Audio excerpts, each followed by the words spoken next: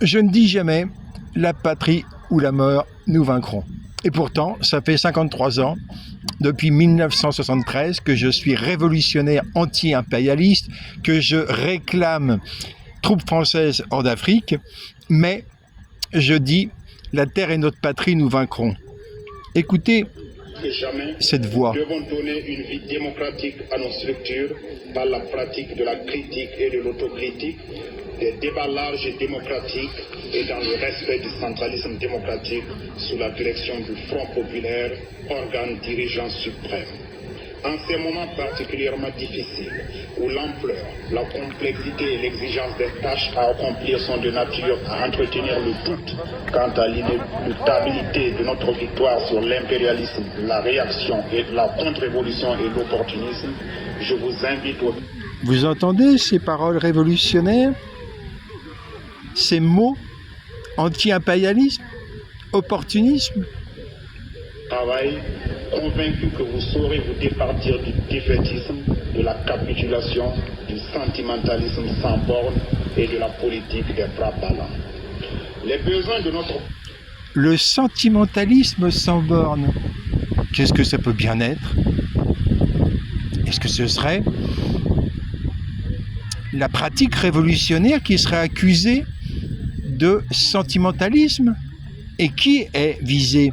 Les plus anciens le savent déjà, ont reconnu la voix, ont reconnu le discours et savent même ce qui s'est passé 4 jours avant ce discours. Immense, et aucun peuple n'a pu construire son bonheur sans payer le prix correspondant.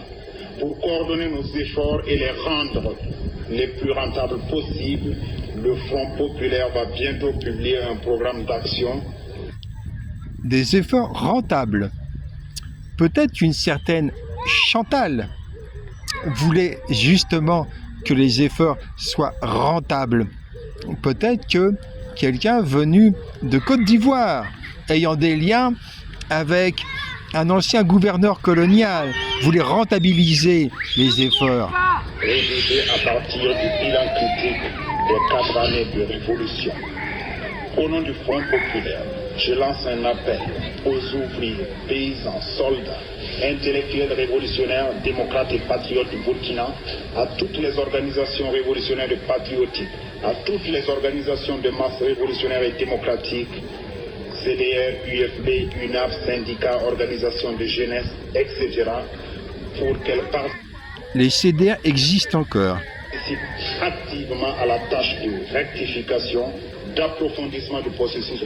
Rectification, approfondissement du processus révolutionnaire. Méfiez-vous de tous ceux qui ont un vocabulaire révolutionnaire pour camoufler une pratique qui, elle, n'a rien de révolutionnaire. Méfiez-vous des mots.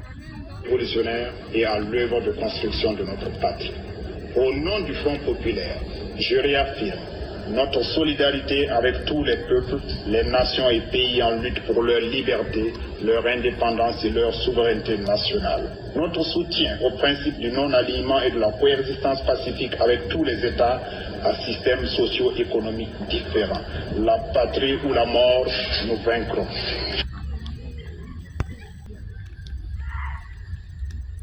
La patrie ou la mort, nous vaincrons. Voilà ce que l'assassin a osé dire le 19 octobre 1980. 4 jours après avoir assassiné Thomas Sankara, Blaise Compaoré ose dire la patrie ou la mort, nous vaincrons. Ce qui veut dire que tous ceux qui utilisent ces mots, la patrie ou la mort, nous vaincrons, n'ont aucun label, aucune garantie. Utiliser ces mots peuvent l'être par des gens qui ne valent pas plus cher que Blaise Compaoré. Blaise Compaoré a détruit les CDR, Comité de défense de la Révolution. Qui est-ce qui les reconstruit, les CDR? J'attends la reconstruction des CDR. En 2011, après la proto-révolution, car c'en était une, après la proto-révolution du printemps, janvier, mobilisation des jeunes, mars, mobilisation des classes moyennes, Formosy Comprador des villes Puis avril, début d'insurrection de l'armée de Blaise Compaoré. Blaise Compaoré s'enfuit. Ses parrains, la France, s'apprête à l'exfiltrer. Et donc,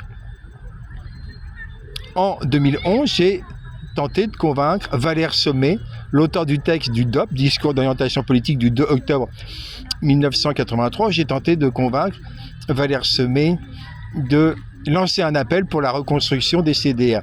Mais une lecture attentive de son livre m'a montré qu'il n'avait pas vraiment compris ce qu'étaient les CDR, de la même façon que Lénine n'avait pas non plus vraiment compris ce qu'étaient les soviets. La pratique de Lénine en 1920, insultant de gauchistes, ceux qui voulaient justement considérer les soviets comme la structure fondamentale, eh bien, Valère Sommet, de même que Lénine en 1920, en 2011, ne comprend pas vraiment, et même quand il écrit son livre des années auparavant, il ne comprend pas vraiment l'importance fondamentale de l'auto-organisation du peuple. Avec l'auto-organisation du peuple, Blaise Compaoré n'aurait jamais pu vaincre.